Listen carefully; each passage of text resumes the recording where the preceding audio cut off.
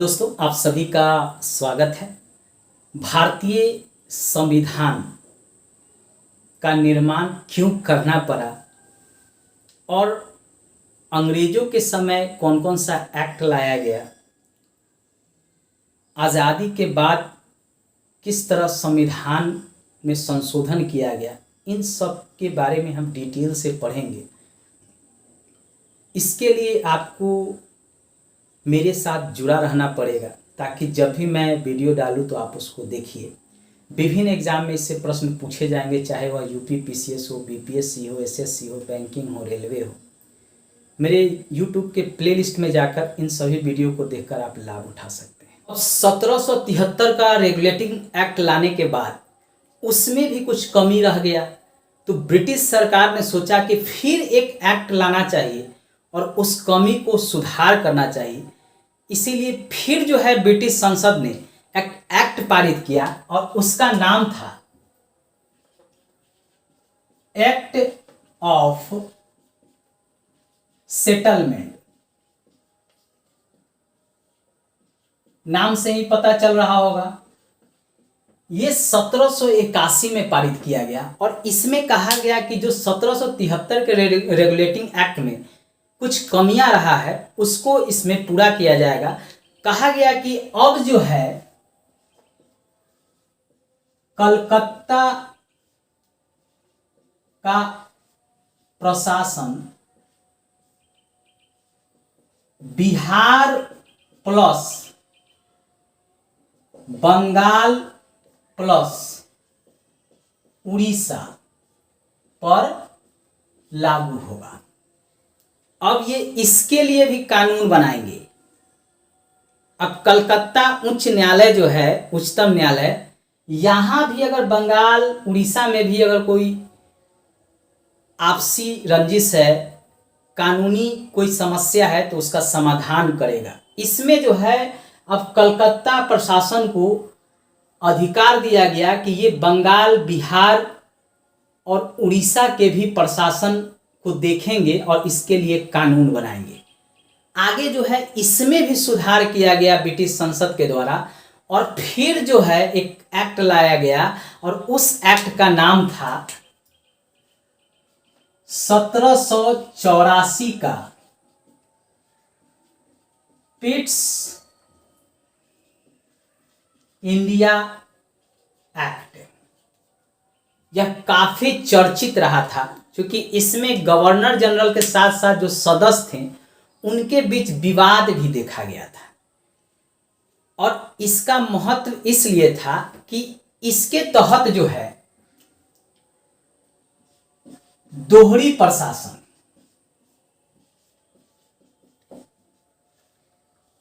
प्रशासन की व्यवस्था जो है किया गया। इसके तहत सर्वप्रथम बोर्ड ऑफ डायरेक्टर, इसके तहत व्यापारी मामलों को रखा गया। बोर्ड ऑफ डायरेक्टर का गठन किया गया इसके तहत और उसमें व्यापारिक मामलों से संबंधित जो विवाद होगा उसी को उसके अंतर्गत रखा गया। दूसरा एक और बोर्ड गठन किया गया, उसको कहा गया बोर्ड ऑफ कंट्रोलर और इसके तहत राजनीतिक मामलों से संबंधित कोई भी विवाद हो, चाहे वह ब्रिटिश कंपनी से बगल में सटा हुआ कोई दूसरा राज्य हो, दूसरा नवाब का क्षेत्र हो, अगर उनसे संबंधित कोई विवाद होता है तो उसकी समस्या का समाधान किया जाएगा। यानी यहाँ पे अब दोहरी प्रशासन जो है कंपनी के ऊपर लाद दिया गया। पहले कंपनी जो था स्वतंत्र था, जब वह ब्रिटेन से आया था भारत में तो वह स्वतंत्र था, खुले रूप से व्यापार करता था, खुले रूप से राजा नवाब के साथ जो है युद्ध करता था, उनके क्षेत्रों पर कब्जा करता था, उनसे कर वसूल करता था, व्यापार में छूट लेता था। अब जो क्या हुआ कि ब्रिटिश संसद धीरे धीरे कंपनी पर लगाम लगाना शुरू कर दिया। 1773 का रेगुलेटिंग एक्ट लाया, उसके बाद फिर लाया, फिर जो है 1784 में पिट्स इंडिया एक्ट लाया और दोहरा प्रशासन जो है इस पर लागू किया। दो गो बोर्ड गठित कर दिया, कहा कि भाई बोर्ड ऑफ डायरेक्टर व्यापारिक मामलों को देखेंगे और बोर्ड ऑफ कंट्रोलर राजनीतिक मामलों को देखेंगे। यही प्रश्न पूछ लेता है एग्जाम में कि पिट्स इंडिया एक्ट का गठन कब हुआ, तो याद रखिएगा 1784, ये सबसे इंपॉर्टेंट है। और फिर ये पूछता है कि इसमें किया क्या गया, तो दो बोर्ड का गठन किया गया, बोर्ड ऑफ डायरेक्टर और बोर्ड ऑफ कंट्रोलर। पूछता है कि इनके क्या काम थे, तो बोर्ड ऑफ डायरेक्टर जो है व्यापारिक मामलों को देखता था और बोर्ड ऑफ कंट्रोलर राजनीतिक मामलों को देखता था, यही इनके काम थे। अब फिर जो है ब्रिटिश संसद सोचा कि नहीं भाई, अब जो है फिर से कंपनी पर जो है कुछ और प्रतिबंध लगाया जाए, तो उसके लिए फिर एक एक्ट लाया और उस एक्ट का नाम है 1793 का चार्टर अधिनियम। 1793 का चार्टर अधिनियम।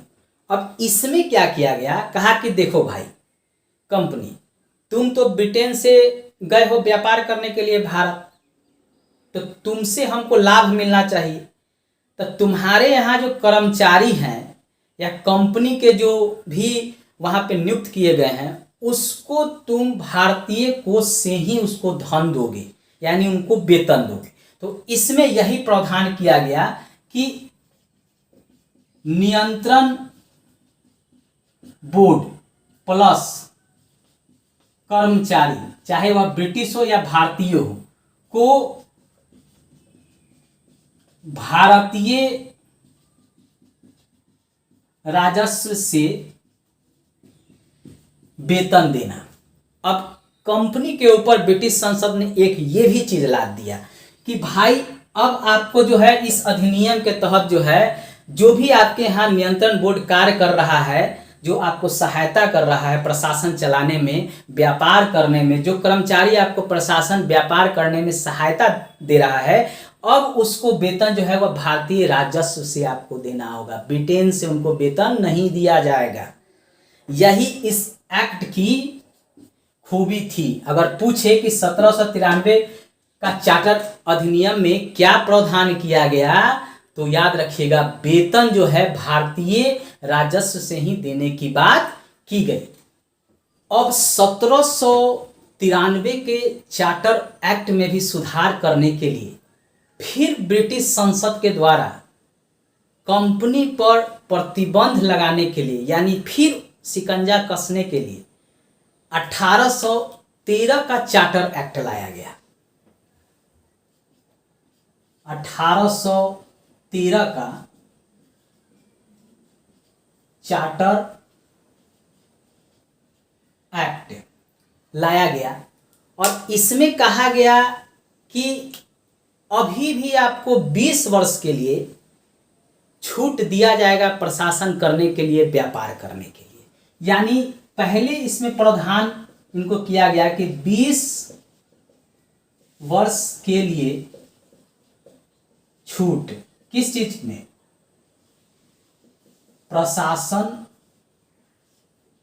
प्लस व्यापार में, कि आप 20 वर्ष तक आगे प्रशासन और व्यापार कर सकते हैं। लेकिन एक प्रतिबंध लगाया गया कि भारत के साथ जो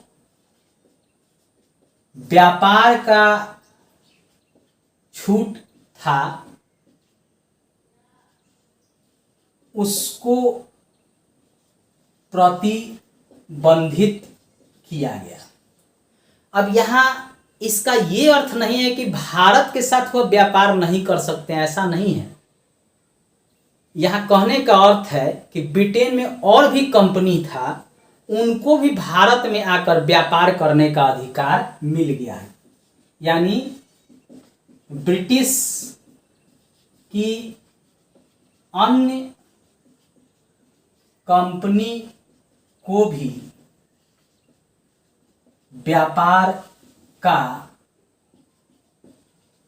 अधिकार मिला। पहले था कि केवल ब्रिटेन की ईस्ट इंडिया कंपनी ही भारत के साथ व्यापार कर सकता था। अभी भी कहा गया कि आप व्यापार कीजिए, आपको प्रशासन चलाने का भी अधिकार है, यह कहा गया ब्रिटिश संसद के द्वारा। लेकिन कहा गया कि अब ब्रिटेन की अन्य कंपनी भी है, वह भी अब भारत के साथ व्यापार करेगा। यही प्रश्न एग्जाम में अक्सर पूछा जाता है। दूसरा कहा गया कि अभी भी आप 20 वर्ष के लिए चीन प्लस पूर्वी देशों के साथ चाय का व्यापार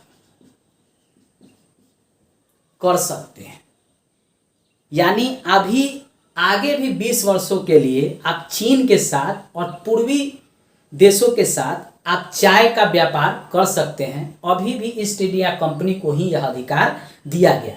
अब इस एक्ट के तहत ये कुछ प्रावधान किए गए थे। इसके अलावा एक और बात कहा गया कि ईसाई पादरी को भारत आने की आज्ञा। पहले ईसाई पादरी को भारत में आकर ईसाई धर्म का प्रचार करने का आदेश नहीं था। लेकिन अब जो है ब्रिटिश संसद कहा कि नहीं भाई, अब ईसाई पादरी यहाँ से जाएंगे। अब भारत ईसाई पादरी आएगा तो करेगा क्या, वह ईसाई धर्म का प्रचार करेगा। तो यह भी इस एक्ट के तहत जोड़ा गया। अक्सर जो है इससे दो प्रश्न पूछ देता है कि क्या प्रतिबंध लगाया था, तो भारत के लिए कंपनी का अधिकार जो है वह पत्र बढ़ा दिया गया था 20 वर्षों के लिए प्रशासन का और व्यापार का। लेकिन भारत के साथ व्यापार करने के अधिकार को जो है वह छीन लिया गया था। पहले एक तरफा अधिकार था कि केवल ब्रिटिश ईस्ट इंडिया कंपनी ही केवल व्यापार कर सकती है, ब्रिटेन की अन्य कंपनी भारत के साथ व्यापार नहीं कर सकती है। लेकिन अब जो 1813 का चार्टर एक्ट जो लाया गया उसमें कहा गया नहीं, ब्रिटिश की अन्य कंपनी, ब्रिटेन की अन्य कंपनी भी भारत के साथ व्यापार कर सकती है। अभी भी थोड़ा सा इनको रियायत दिया गया कि चीन और पूर्वी देशों के साथ यह चाय का व्यापार अभी 20 वर्षों के लिए कर सकते हैं। ये दो ही ऐसे इसमें फैक्ट हैं जो बार बार एग्जाम में पूछे जाते हैं, इसलिए इसको जरूर याद रखिएगा और इसको जरूर याद रखिएगा। यही दो जो है हमेशा एग्जाम में पूछा जाता है। अगर 1813 का चार्टर एक्ट से प्रश्न बनता है तो